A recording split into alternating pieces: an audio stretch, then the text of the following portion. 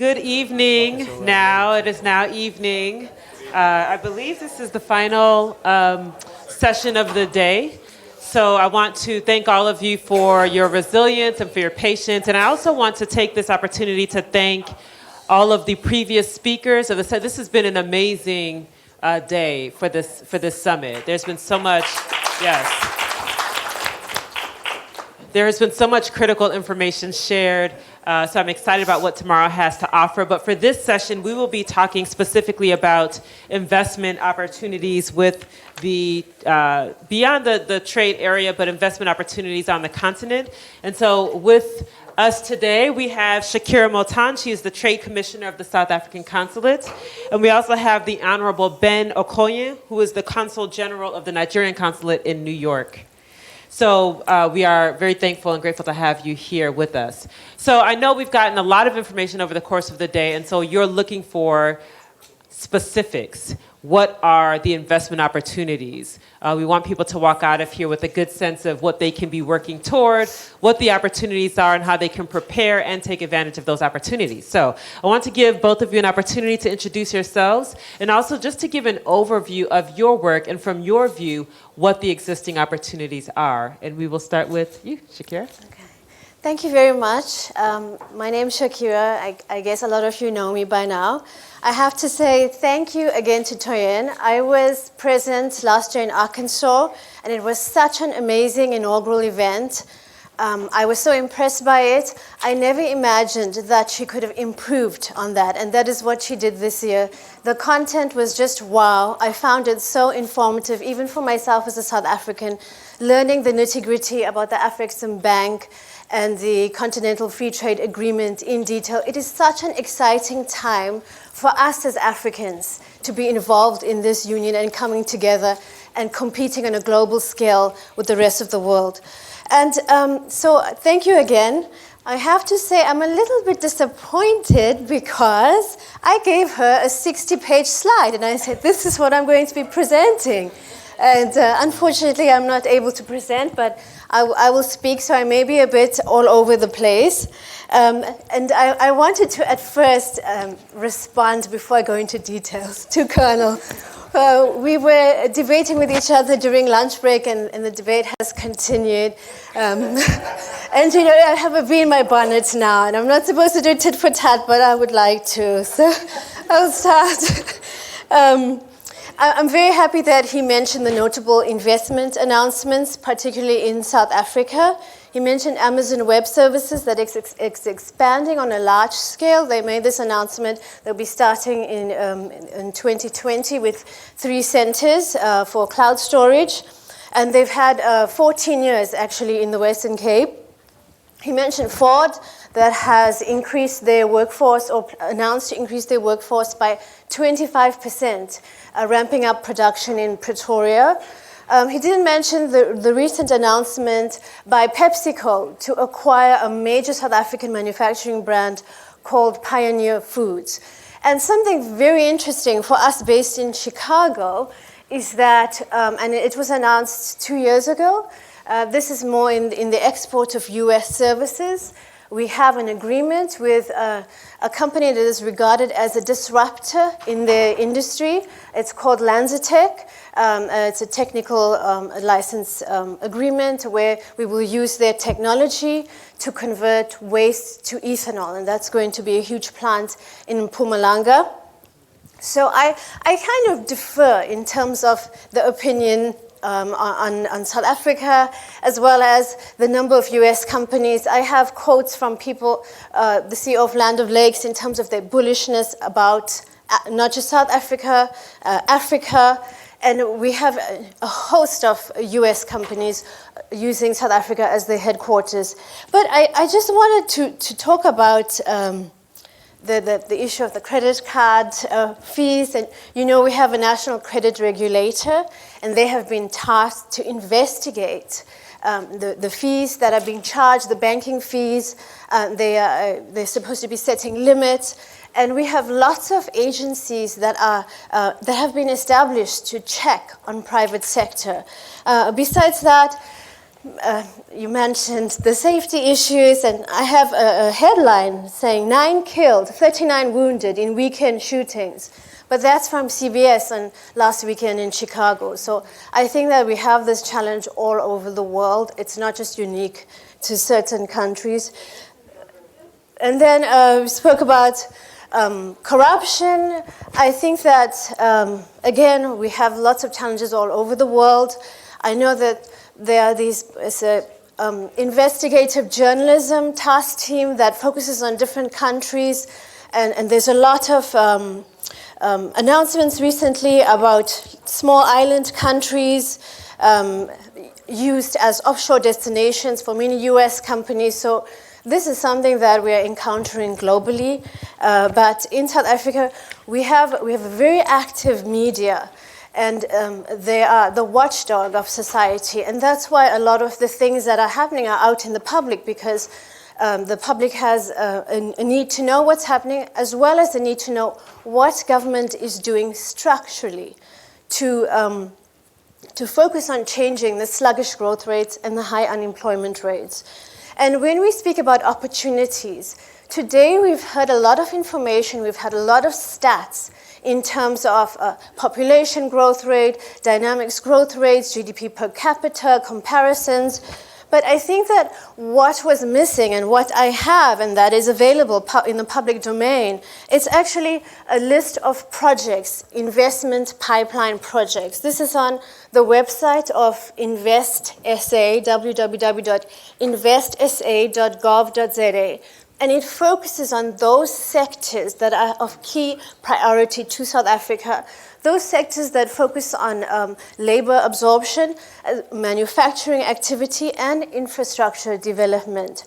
And I'm very happy, by the way, to note that my colleagues have flown all the way from South Africa to talk about the cross-border road transport agency and the implications across cross-border road infrastructure and how that's going to be dealt with in the future. Although I don't have that opportunity to share with you my 60 slides at this time of the day, you will have a presentation detailing that.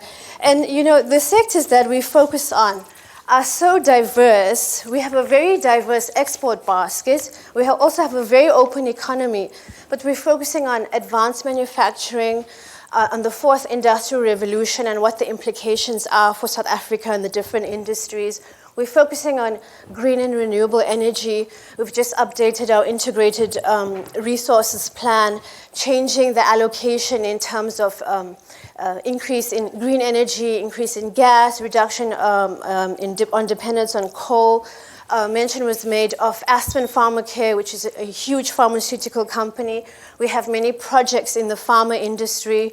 And we also have something similar to the Exim Bank in terms of industrial development zones, special economic zones, where we provide a host of incentives to companies, such as reduced corporate tax rates, customs-controlled areas, support in terms of skills levies, and just a one-stop shop in terms of hand-holding for foreign companies.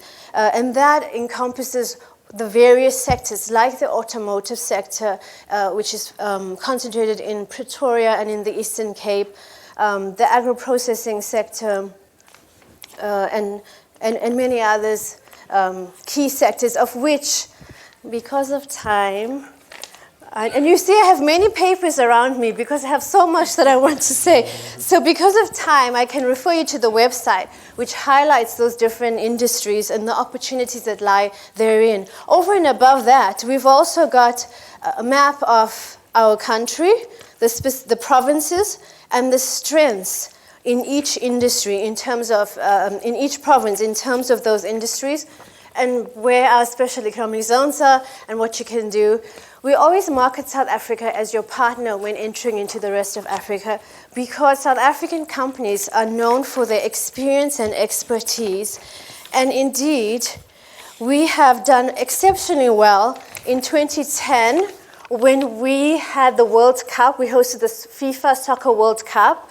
We built all of the stadia in record time, and we also still use those stadia for many things such as rugby, cricket games, and a whole lot of other ancillary activities. Oh, one more thing. And then we also have Before you do the last thing, can you say the website? Because I would hate for people to miss the opportunity to view the 60 slides that were prepared. Well, you know, I thought that I was cutting it down because over and above the 60 slides, here's a whole booklet of why you should choose South Africa and the value proposition of South Africa. There's a lot that we can say. So it's www.investsa.gov.za. And this is I'm not even talking about the trade opportunities because yes, as South Africa we do have individual trade agreements. We have a Mercosur trade agreement. We have different African trade agreements, and that with Europe, and we are engaging directly with the UK. So there are lots of opportunities for American companies and American business to use South Africa. Do you know the Burj Al Arab in Dubai? It was actually constructed by South African engineers and it used South African steel. So there are many, the Asian Games in 2006 in Qatar, and many other Middle East iconic projects use South African engineers and architectural companies. Could you give the web address one more time? Yes, it's www.investsa.gov.za. So please, if you have an opportunity, I highly recommend that you check out the website. I wanted to use the first couple of minutes or the first few minutes to do some opening remarks on what the opportunities are. There's a lot of information there that you can delve into even outside of this session. I want to give Mr. Okoye an opportunity to talk about some of the specific investment opportunities in Nigeria that you can share with our group. Thank you very much for having me today. My name is Ben Okoye. I'm the Consul General of Nigeria in New York. Well, I think I'm here to talk about the investment opportunities in Africa. And if you want me to go in specifics to Nigeria, I'll do so, but that's not what I prepared for. Talking about Africa, like the last presenter was talking about, the focus now is in Africa. That is actually indeed the next place where things are happening.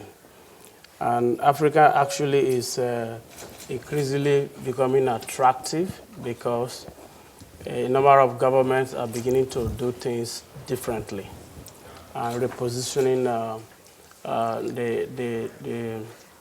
the narrative differently in terms of the focus now.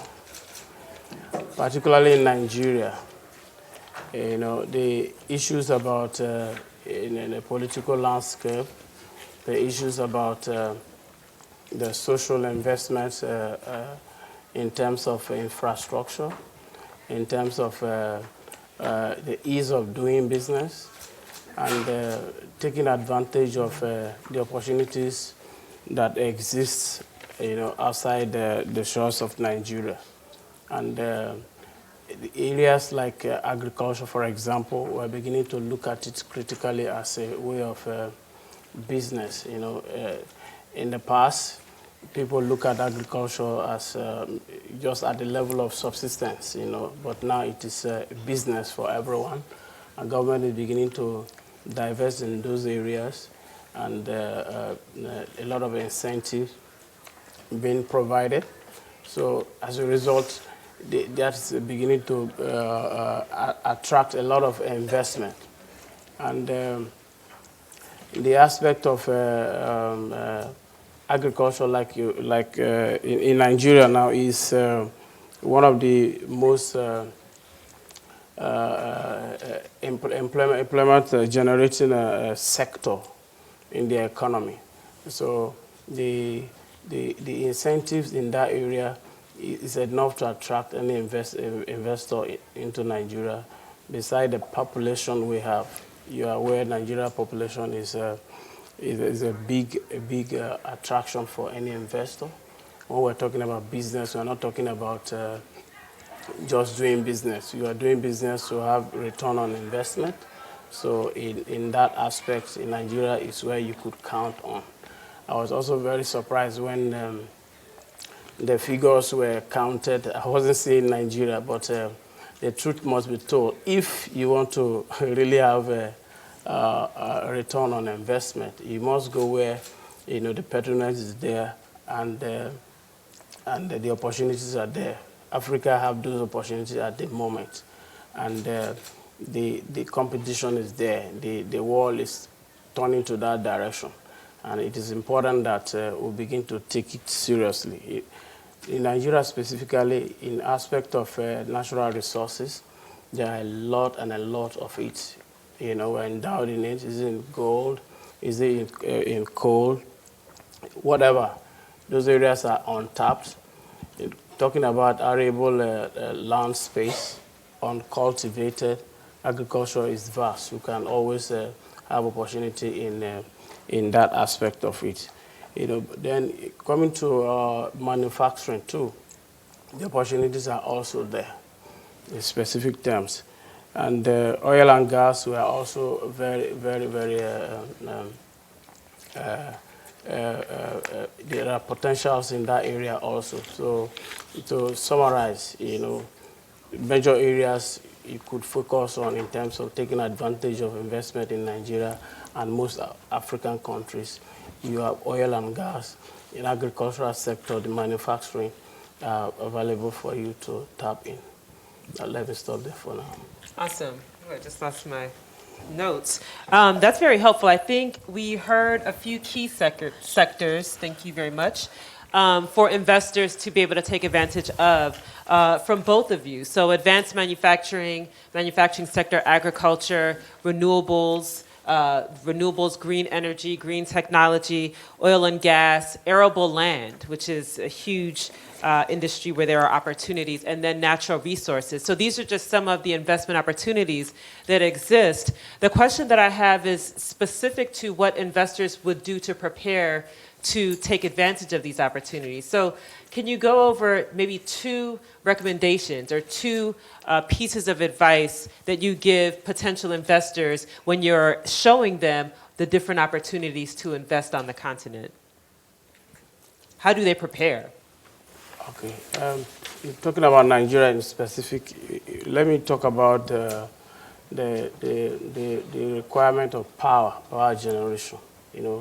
That is an area that any investor can take advantage of. The capacity generation and transmission and distribution of electricity in Nigeria is under capacity. And in that sector, government has opened up the investment to the private sector.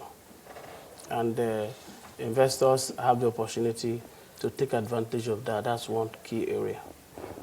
Then secondly, like I mentioned, in the area of agriculture, that is also in terms of rice production, in terms of adding value to the products of agriculture. The full value chain in agriculture is also available for investors to take advantage on that aspect of it. There are a lot of incentives that have been provided, and the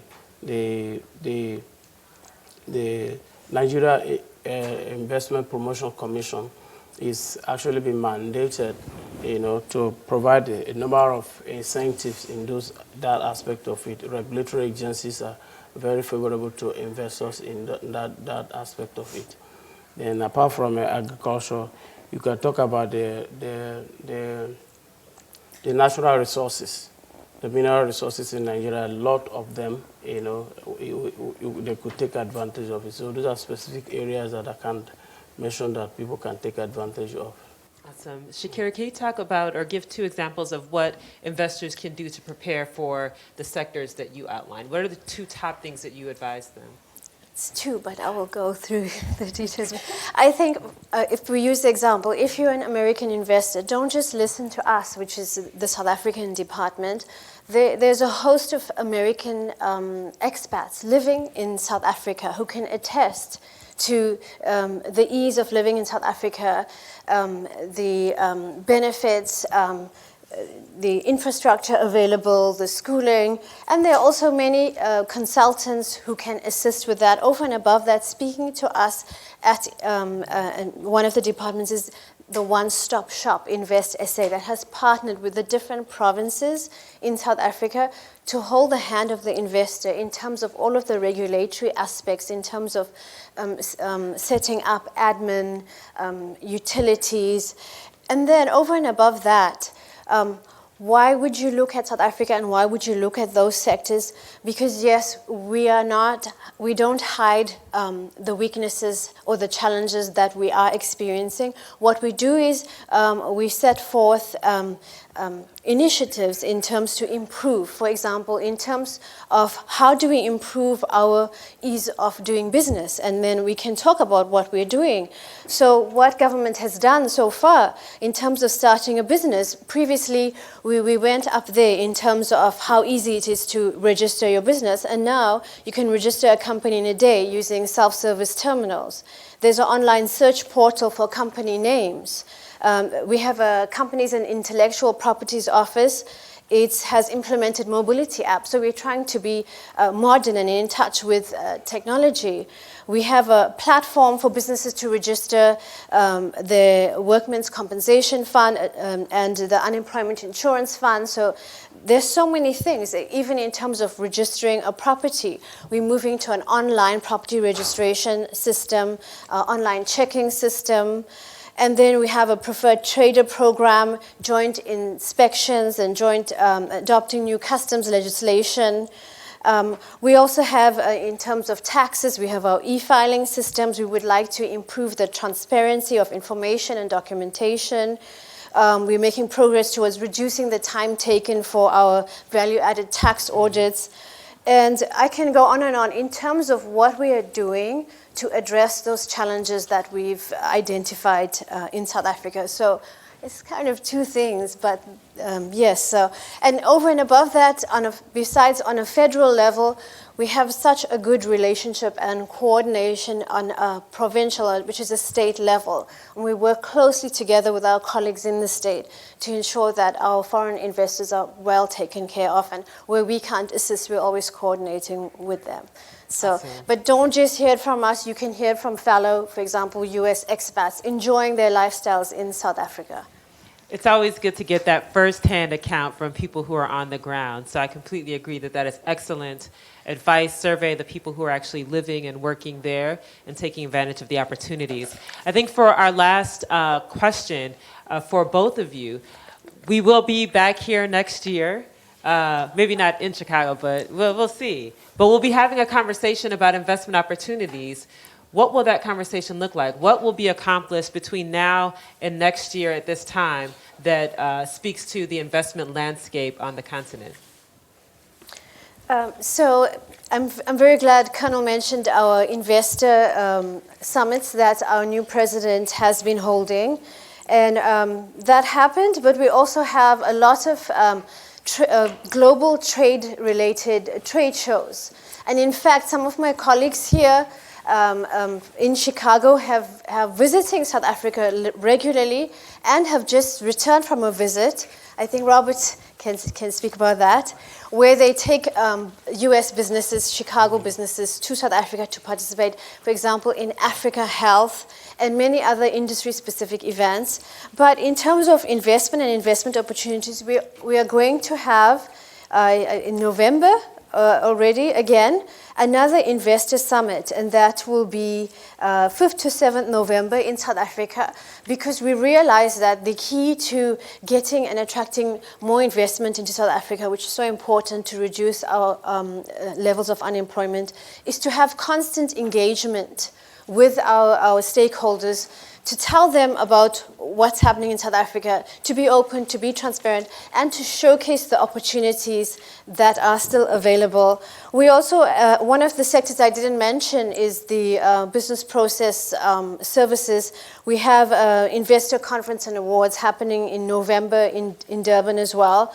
And just next month, we have a manufacturing Indaba. Indaba is a meeting or a coming together of key companies in the manufacturing sector, of which Rockwell Automation, a large US company, is very much involved in. So there's a lot of collaboration with the US companies. And we hope that next year, this time, unfortunately, I will not be here because I have 6 months left for my term.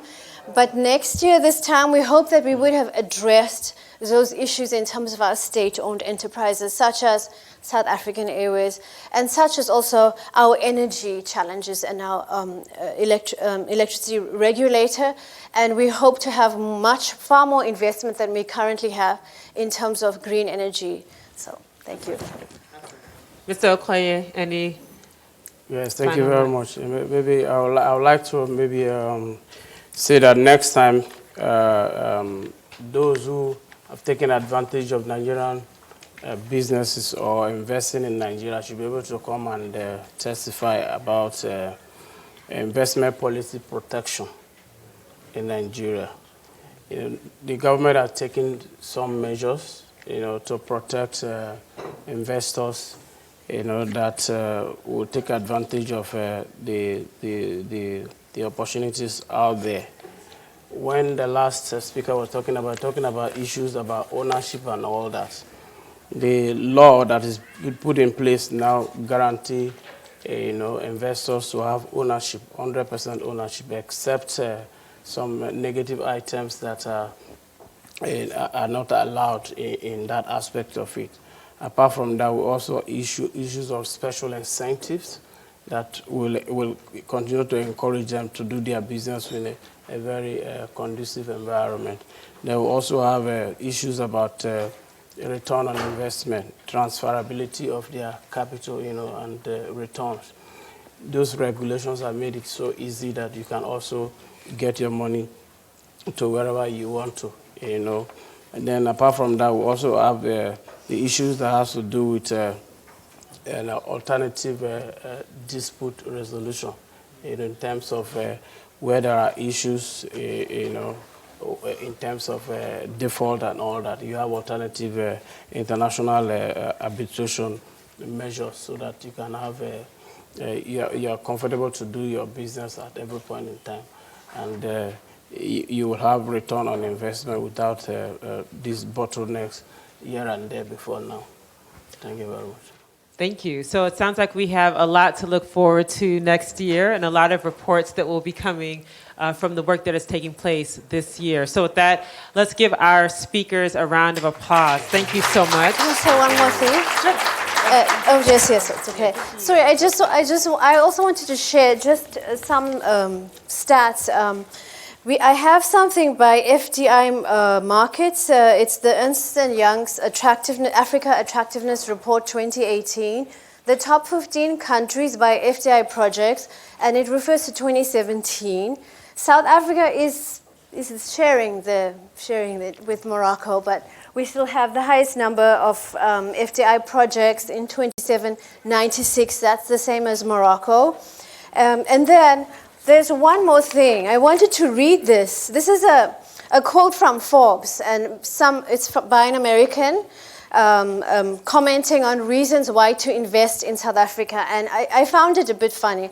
South Africa is a country with gorgeous weather and beautiful landscapes. Think Los Angeles sans the earthquakes and bad NFL teams. Most importantly, South Africans are a warm and welcoming people. For these and many other reasons, I think you will enjoy a visit there, and you'll enjoy it even more knowing you've invested wisely in the country. So we are a very warm and welcoming people. We welcome you to visit South Africa and look at the opportunities there. Thank you. Thank you. On that note.